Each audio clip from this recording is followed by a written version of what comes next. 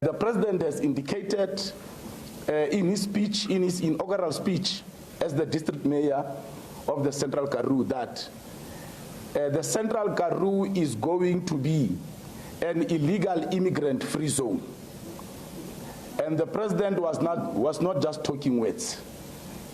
The district mayor is going to make sure that there are no illegal immigrants in the Central Karoo. Umbutho Patriotic Alliance uthi awugungqi kwaphela kuzicwangciso zawo zokuqubisana nomba wabemi bangaphandle abakweli ngokungekho-semthethweni ingakumbi kumasipala wesithili Central Karoo eNtshona Koloni.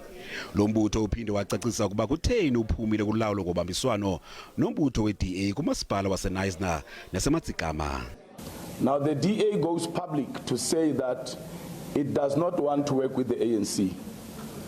But on the other hand, it has been working with the ANC to try and get the PA out of the Central Karoo, which is formed by Prince Albert, Beaufort West, and Laingsburg. And that is the real reason why we decided that we are withdrawing from our coalition with the DA.